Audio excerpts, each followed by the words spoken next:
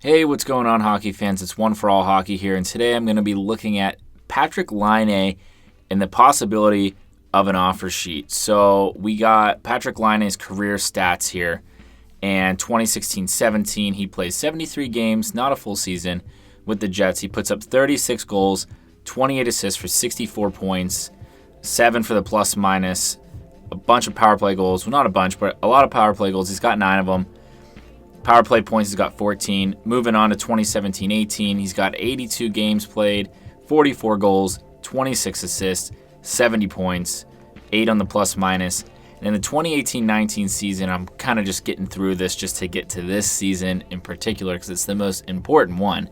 He's got a full season of 82 games again, 30 goals, a 14-goal drop-off of the previous season, 20 assists, a 6-assist drop-off for 50 points, a total of 20 points drop off a career low. Very unfortunate for him in his contract year. So he's got 50 points this past season. Now, if you're the Winnipeg Jets, do you pay Laine on his potential, or do you pay him on? Do you take the attitude of you're only as good as your best act, and you're only as good as your latest act, and your latest act you were at minus 24, you had 30 goals and 20 assists. You look at a guy like Jake Gensel in the Pittsburgh Penguins, who put up way better stats than that this year. But moving down, we'll take a look at his playoff stats just for the fun of it. He's got, and this is just a little photo I made. I cut his all this sources NHL.com. Took a screenshot of his career stats, then his playoff stats, and I kind of just put the Winnipeg logo there just for overkill. And we have a 2017-18 postseason. He's got 17 games played, and is that deep run. He had 5 goals, 7 assists for 12 points in 17 games played. In the playoffs, I like that production. I think most teams like that production. In 2018-19, bit of a shorter run, get knocked out in the second round, I believe.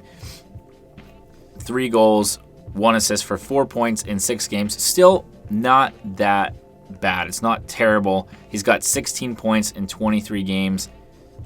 That's right around his regular season production, so he doesn't just completely fall off in the playoffs. He is going to score you some goals, so nothing to worry about there. But when I look at a guy like Patrik Laine, for me, I'm looking at his size. He's a huge player. We got his size right here for us, too. 6'5", he's a 6'5" right winger, 206 pounds, and he's only 21 years of age. And I would like to point out, as we all probably know, he's never scored less than 30 goals. That's a very desirable trait. So right off the bat, Laine's probably going to get 30 goal scorer money. Nothing lower than that. So we can take all these weird contracts where people are like, oh, but he only had 50 points. He only had whatever, blah, blah, blah. He hasn't scored less than 30 goals. His worst season in the NHL was a 30-goal season where he put up 50 points. The problem is do you pay him on his points or do you pay him for his goal-scoring ability? Lots of people are also really quick to point out that 20 of his goals in 2017 and 18 were on the power play, and that 15 of them in 2018-19 were also on the power play. I don't know how much that plays into it for you. Does that tell you that Laine can only score on the power play? Is he a power play specialist? Because in 2016-17, where he had 36 goals, probably hits that 40-point mark, maybe even higher. I mean, the guy put together 15 goals in a really short amount. What was it, 20 goals in 15 games this past season and then kind of dropped off? Something like that. That's wrong. That's wrong. Don't quote me on that. But it was something insane. So not saying that season, that rookie season 2016-17, if he plays the full season, which he doesn't, so whatever, this is nonsense. But if he plays that full season, he plays 9 more games, maybe he hits 50 goals. Maybe he hits 40. Maybe he doesn't score. That's another possibility. But the point is, in 2016-17, only 9 of his goals were on the power play. So 36 minus 9, 27 goals, even strength. That's pretty good. It's still pretty good. However, in the seasons following that, right around half of his goals are scored on the power play. Now, some teams, that's a desirable trait. You want a guy who can score on your power play. If you're looking at a guy like Patrik Laine, your power play doesn't get worse by adding Patrik Laine to your power play. That much is certain. A lot of teams are really looking to pad their power play. If you look at a lot of these dominant power plays in the league, sometimes that's won them championships. The Boston Bruins are a team that comes to mind, or at least has given them a really deep run. But I also have another really interesting thing to bring up, because this video is kind of just a fun video. Like, let's just explore Patrik Laine. What's he worth? Is he going to get offer sheeted is the main question. Is he going to get signed and then traded because the Winnipeg Jets are in a little bit of cap hell, as the hockey guy puts it? Go check his channel out. He's a great channel, phenomenal video maker.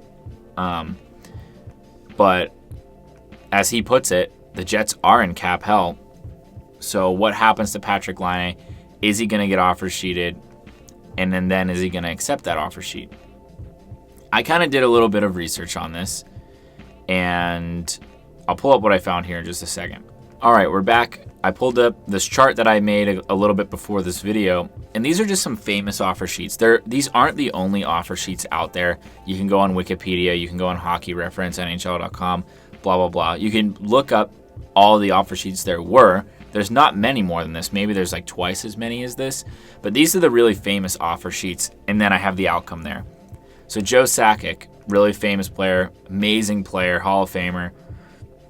He gets offer sheeted, and then it's matched. Teemu Selanne, another outstanding player, offer sheeted, matched. Sergei Fedorov, offer sheeted, matched.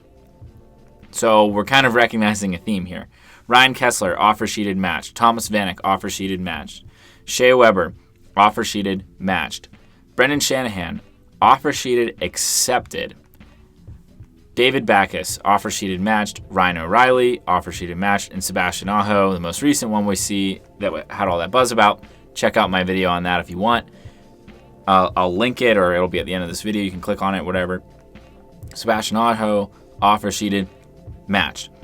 So what we can pretty confidently surmise from this is that if you're a really good franchise type player, I mean, we're looking at Joe Sakic, Teemu Selanne, Sergei Fedorov, Shea Weber, Sebastian Aho. We're looking at these franchise potential, definitely elite players. When they get offer sheeted, almost 100% of the time they get matched. So I don't know. Take from that what you want. You can all form your own opinions, but opinions are like assholes. Everyone's got one and they all stink. So put your opinion in the comments. I'd love to read it. I'm only joking. But I don't know. I think Laine gets offer sheeted. Or if he doesn't get offer sheeted, I don't know. What's his contract worth? Put it in the comments. What's he worth? Do you pay him for his goals? Do you pay him for his assists? I think it's likely that even if he gets offer sheeted, that the Winnipeg Jets do whatever they can to match it. Because if I'm a GM in the NHL, and I'm not, none of us are. Maybe you are. Maybe you're watching this. Put it in the comments who you are. But if I'm a GM in the NHL, I'm looking at a 6'5" right winger who has scored 30 goals minimum in his first 3 seasons of the NHL. And yes, he had a down year. But how many of those goals, or how many of those shots, because we look and his shot percentage was down this year. It's at 12.2%. But he put up more shots than he ever had. How many of those shots hit off the post, went just a tear wide, whatever. Everyone makes the jokes. Lonnie's been playing Fortnite and whatever.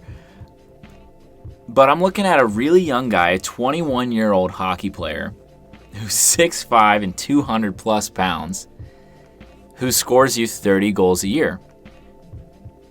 This is a guy you don't give up at any cost, if you want my opinion on it. I think the Winnipeg Jets do whatever they can to keep him. I think maybe he does get offer sheeted and then the Winnipeg Jets match it by any means necessary. I don't know.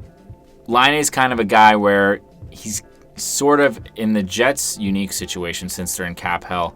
He's kind of a loss now for a gain later. You may have to overpay now and match an offer sheet that you maybe didn't want to match, or give up this and that and whatever.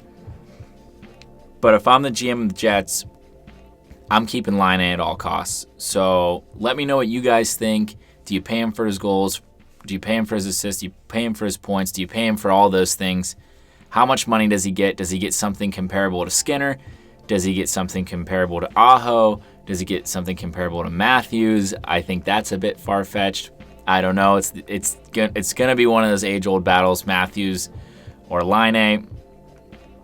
I don't know. Let me know what you guys think. Put it in the comments. Again, this is just a fun video.